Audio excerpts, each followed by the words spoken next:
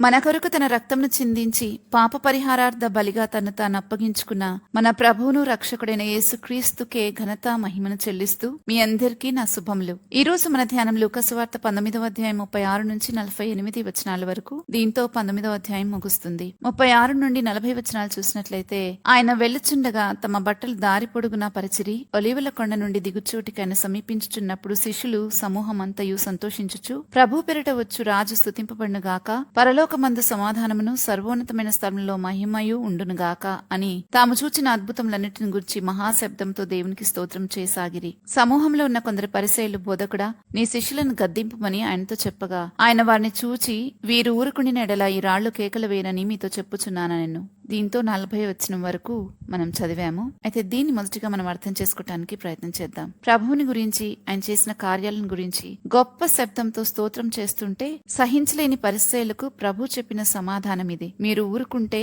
రాళ్లు కేకలేస్తాయి అని. అసలు దేవుడు మానవుని సృష్టించిన కారణమే తన స్తోత్రంను ప్రచురపరచడానికి అని యెషయా పుస్తకం 43వ అధ్యాయం 21వ వచనంలో మనం చూస్తాం. ఇంకా ఎఫెసీయులకు రాసిన పత్రిక 1వ అధ్యాయంలో కూడా మనం దేవుని మహిమకు కీర్తిని కలుగచేయటానికి నిర్ణయించబడ్డామని స్పష్టంగా రాయబడింది. కొరింథీయులకు రాసిన మొదటి పత్రిక 10వ అధ్యాయం 31వ వచనంలో రాయబడింది, మనం చేసే ప్రతి పని దేవుని మహిమ కొరకు చేయాలి అని. కారణం, మనం అందుకొరకే సృష్టించబడిన వారం గనక. కాబట్టి మానవులు సహజంగా చేయవలసిన పని చేయకపోతే ప్రభువు రాళ్లతో కూడా పని చేయించుకోగలరు. ఆయనకేమది పెద్ద విషయం కాదు. కానీ నష్టపోయేది మనమే.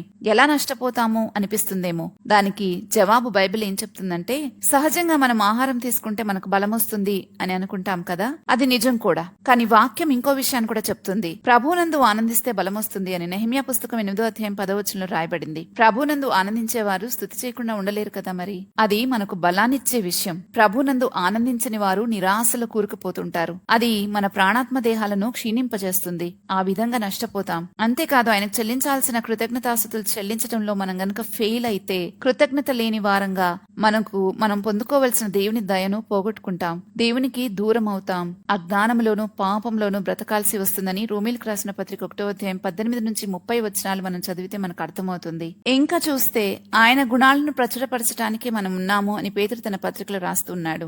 ఆ పని చేస్తే మనకు మంచిది. మనం చేసినా చేయకపోయినా దేవునికైతే పెద్దగా ఏమి తేడా ఉండదు. కానీ ఆ పని చేస్తే మనం దీవించబడతాము. ఆ తర్వాత 41 నుండి 44 వచనాలు చూసినట్లయితే, ఆయన పట్టణంకు సమీపించినప్పుడు దానిని చూచి దాని విషయమై ఏడ్చి, నీవును ఈని దినమందైనను సమాధాన సంబంధమైన సంగతులను తెలుసుకుని నెడలు నీకెంతో మేలు. కానీ ఇప్పుడు అవి నీ కళ్ళకు మరుగు చేయబడి ఉన్నవి. ప్రభువు నిన్ను దర్శించిన కాలము నీ వెరగకుంటివి గనక నీ శత్రువులు నీ చుట్టూ గట్టుకట్టి ముట్టడి వేసి అన్ని ప్రక్కలు నిన్ను అరికట్టి నీలోనున్న నీ పిల్లలతో కూడా నిన్ను నేల కలిపి నీలో రాతి మీద రాయి నిలిచి ఉండని అని దినములు వచ్చినని చెప్పెను. ప్రభు చెప్పిన ఈ ప్రవచనమంతా కూడా 70 AD జరిగింది. ఈ విషయాన్ని మనం ఆల్రెడీ మత్తయి సువార్త ధ్యానంలో కూడా చూసాం. టైటస్ అనే రోమా సైన్యాధిపతి, తర్వాత చక్రవర్తిగా అయిన ఈ వ్యక్తి దేవాలయాన్ని పూర్తిగా ధ్వంసం చేసి రాయి మీద రాయి లేకుండా చేయడంతో ప్రభు చెప్పిన ఈ ప్రవచనం నెరవేరినట్లుగా మనం గమనిస్తాం. అంతేకాదు, ఇక్కడ ప్రభు పలికిన విధంగా దేవుడు మనల్ని మనకు విడిచిపెడితే మన గతి చాలా ఘోరంగా ఉంటుంది. మనల్ని కాపాడేవారు ఎవ్వరు ఉండరు. యెహోవా కావలి కాయని ఎడల కావలి కాయువాని కావలి వ్యర్థమేనని వాక్యం చెప్తుంది. మనం ఒకవేళ ప్రభు మనతో మాట్లాడిన మాటలను మనం గ్రహించకుంటే, తెలుసు కదా, దుష్టుడు వాడిని ఎత్తుకుపోతాడని విత్తనాలు ఉపమానంలో తెలుసుకున్నాం. కానీ ఇక్కడ ప్రభు ఇంకా సీరియస్ ఎఫెక్ట్ ఉంటుందని తెలియజేస్తున్నారు. ప్రభు మనతో ఒక విషయాన్ని గురించి మాట్లాడి దానికి తగిన రీతిగా బ్రతకమని చెప్పినప్పుడు దాన్ని పట్టించుకోకపోతే మన శత్రువైన అపవాది మన చుట్టూ గట్టుగట్టి ఇంకేవి అంటే దేవుని మాటలు లోపలికి రానివ్వకుండా అడ్డుకుంటాడు. దీన్ని బాగా గమనించాలి. దేవుడు మనల్ని తన వాక్కు ద్వారా ప్రతిరోజు దర్శిస్తుంటే మనం ఎలా స్పందిస్తున్నామో ఆలోచించాలి. ఆ తర్వాత వచనాలు చూసినట్లయితే 45 నుండి 48 వచనాలు, ఆయన దేవాలయంలో ప్రవేశించి అందులో విక్రయం చేయవాడుతూ, నా మందిరము ప్రార్థనా మందిరం అని రాయబడి ఉన్నది. అయితే మీరు దాన్ని దొంగల గుహగా చేసిద్రని చెప్పి వారిని వెళ్లగొట్టున ఆరంభించెను.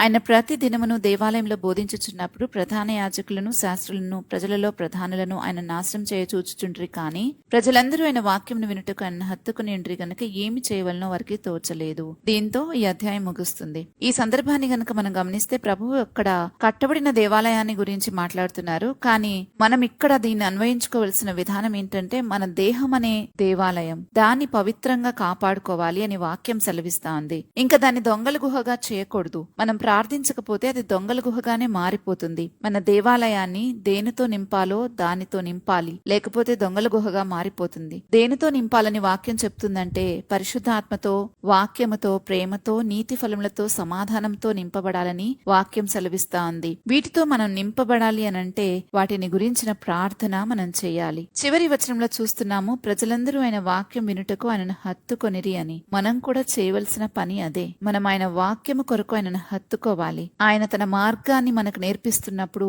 ఆ మార్గంలో నడుచుకోవడానికి మనం ఎంతో ప్రయత్నం చేయాలి. అప్పుడు మాత్రమే నిజమైన క్రైస్తవులు మనబడతాం. ఇంకా ముగింపులో ఈ వాక్యమంతా మనకు ఒక స్పష్టమైన సత్యాన్ని తెలియజేస్తుంది. ఏంటంటే దేవుడు మనల్ని తన స్తోత్రం కోసం సృష్టించారు. తన స్తోత్రాన్ని ప్రచురపరచడం కోసం, తన స్వరాన్ని వినడానికి మనల్ని పిలిచారు. తన మందిరముగా పవిత్రంగా జీవించమని కోరుతా ఉన్నారు. మనం స్తుతించకపోతే రాళ్లు స్తుతిస్తాయి, కానీ ఆశీర్వాదాన్ని కోల్పోయేది మనమే. మనం ఆయన దర్శన సమయాన్ని గుర్తించకపోతే యెరూషలేం లాగానే నష్టాన్ని అనుభవించవలసి వస్తుంది. మన హృదయము దేవాలయం. దాని ప్రార్థనతో, వాక్యముతో, పరిశుద్ధాత్మతో నింపకపోతే, ఇంకా నీతి ఫలములతో, సమాధానంతో నింపకపోతే అది దొంగల గుహగా మార్చబడుతుంది. కాబట్టి విన్న ఈ వాక్యాన్ని జాగ్రత్తగా హృదయంలో భద్రం చేసుకుని దాన్ని బట్టి బ్రతకటానికి ప్రయత్నం చేద్దాం. ప్రార్థన చేసుకుందామా? మా కొరకు నీ రక్తాన్ని చిందించి పాప పరిహారార్థ బలిగా నిన్ను అప్పగించుకున్న మా దేవానికి స్తోత్రాలు చెల్లిస్తూ, తండ్రి, ఈ రోజు మీరు మాతో పలికిన ప్రతి మాటను బట్టి బ్రతికే కృప మా పైన కుమ్మరించమని ప్రార్థిస్తున్నాం. మాకైతే